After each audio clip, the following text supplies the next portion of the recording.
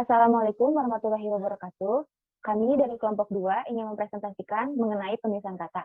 Saya Jihan Wasila beserta rekan-rekan saya yaitu Dwi Intan, Rindiani Astuti, Cindy Yustia, dan Agustina Nuraini. Kata dasar dan kata imbuhan. Kata dasar ditulis sebagai satu kesatuan, misalnya A. Kantor pajak Konsulta, B. Saya pergi sekolah, C. Buku itu sangat tebal. Imbuhan. Awalan, sisipan, akhiran, serta gabungan awalan dan akhiran. Ditulis serangkai dengan bentuk dasarnya, misalnya berjalan, mempermudah, lukisan, gemetar. Contoh catatannya, imbuhan yang diserap dari unsur asing seperti isme, man, wan, atau wi ditulis serangkai dengan bentuk dasarnya, misalnya sukuisme, seniman, kamerawan, dan gerejawi. Bentuk ulang. Bentuk ulang ditulis dengan menggunakan tanda-tanda hubung atau strip di antara unsur-unsurnya, misalnya anak-anak, buku-buku, hati-hati, ramah sama. Contoh catatannya, surat, kabar menjadi surat-surat kabar, rak buku menjadi rak-rak buku. Gabungan kata. Unsur gabungan kata yang lazim disebut kata majemuk, termasuk istilah khusus, ditulis terpisah. Misalnya, duta besar, kambing hitam, cendera mata.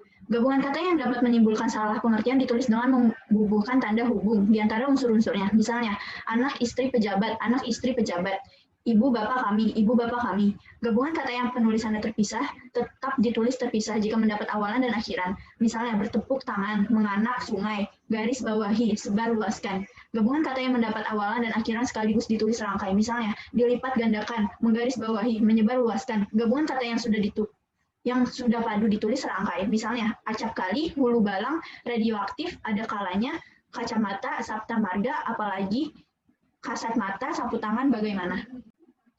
Gabungan huruf konsonan. Gabungan huruf konsonan KH, nya, dan SY masing-masing melambangkan satu bunyi konsonan. Ini contoh pemakaian dalam katanya. Huruf kapital. Huruf kapital dapat dipakai sebagai huruf pertama awal kalimat.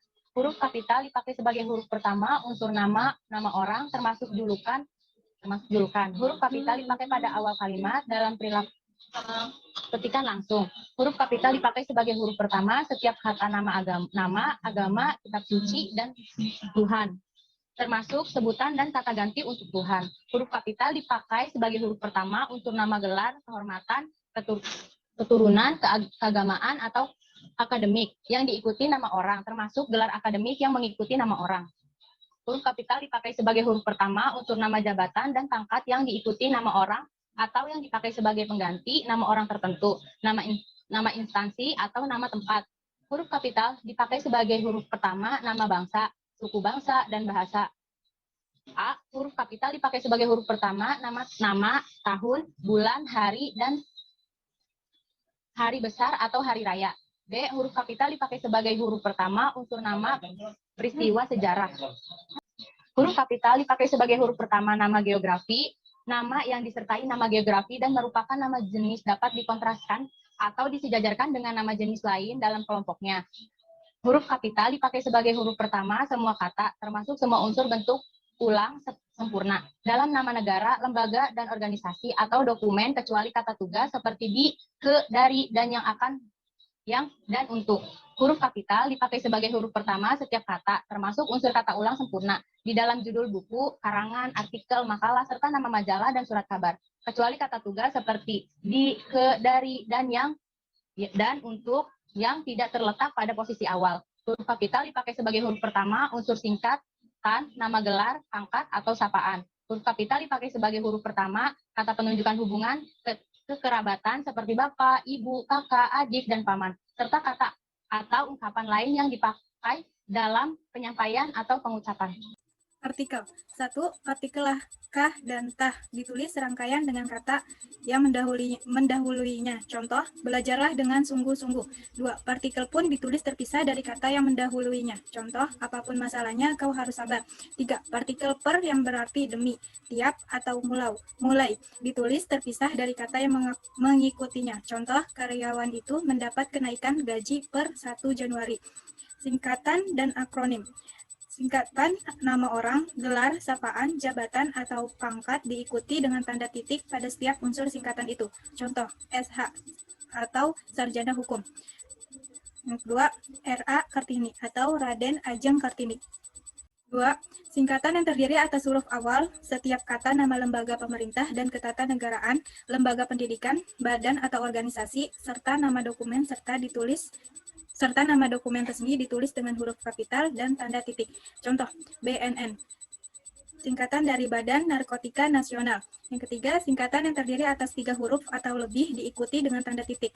Contoh, HLM, singkatan dari halaman, DLL, singkatan dari dan lain-lain, DSD, singkatan dari dan sebagainya, DST, singkatan dari dan seterusnya. 4. Singkatan yang terdiri atas 2 huruf yang lazim dipakai dalam surat menyurat masing-masing diikuti oleh tanda titik. Contoh, AN, sama dengan atas nama. 5. Lembaga kimia, singkatan satuan ukuran, takaran, tim, bangan, dan mata uang tidak diikuti tanda titik. Contoh, RP sama dengan rupiah. 6. Akronim nama diri yang terdiri atas huruf awal setiap kata ditulis dengan huruf kapital dan tanpa tanda titik. Contoh, BIN sama dengan Badan Intelijen Negara. 7. Akronim nama diri yang berupa gabungan suku kata atau gabungan huruf dan suku kata dari deret kata ditulis dengan huruf awal kapital. Contoh, Bulog sama dengan Badan Urusan Logistik. 8. Akronim buku nama diri yang berupa gabungan huruf awal dan suku kata atau gabungan suku kata ditulis dengan huruf kecil. Contoh, pemilu sama dengan pemilihan umum. Angka dan bilangan. Arab atau angka Romawi lazim dipakai sebagai lambang bilangan atau nomor. Angka Arab 0, 1, 2, 3, 4, 5, 6, 7, 8, 9. Angka Romawi I2, I3, 1, V, VI, IX, XL, dan seterusnya. Bilangan dalam teks yang dapat dinyatakan dengan 1 atau 2 kata ditulis dengan huruf kecuali jika dipakai secara berurutan seperti dalam perincian. Bilangan pada awal kalimat ditulis dengan huruf C. Apabila bilangan pada awal kalimat tidak dapat dinyatakan dengan 1 atau 2 kata, susunan kalimatnya diubah. Angka yang menunjukkan bilangan besar dapat ditulis sebagian dengan huruf supaya lebih mudah dibaca. Angka dipakai untuk menyatakan A. Ukuran panjang, berat, luas, isi, dan waktu, serta B. Nilai uang. Angka dipakai untuk menomori alamat seperti jalan, rumah, apartemen, atau kamar. Angka dipakai untuk menomori bagian karangan atau ayat kitab suci. Penulisan bilangan dengan huruf dilakukan sebagai berikut. A. Bilangan utuh, misalnya 12, tanda kurung 12, 30 dalam tanda kurung 30, 5.000 dalam kurung 5.000.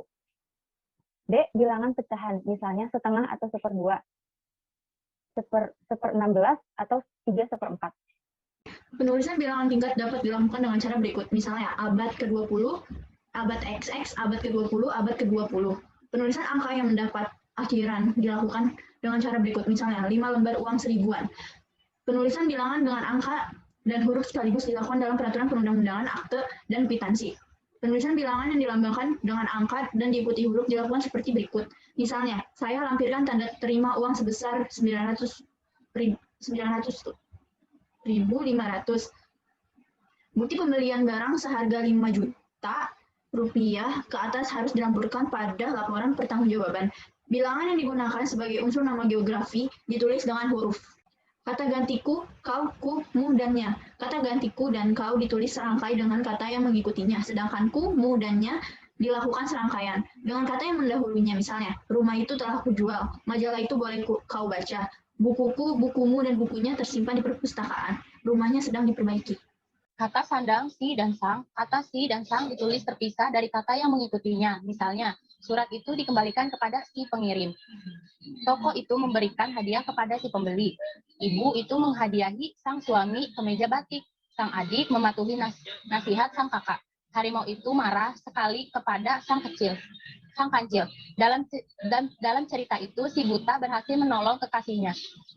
Catatan, huruf awal sang ditulis dengan huruf kapital. Jika sang merupakan unsur nama Tuhan, misalnya, kita harus berserah diri kepada Sang Pencipta. Pura dibangun oleh umat Hindu untuk memuja Sang Hyang Widi Wasa. Sekian dari kelompok kami, semoga bermanfaat. Wassalamualaikum warahmatullahi wabarakatuh.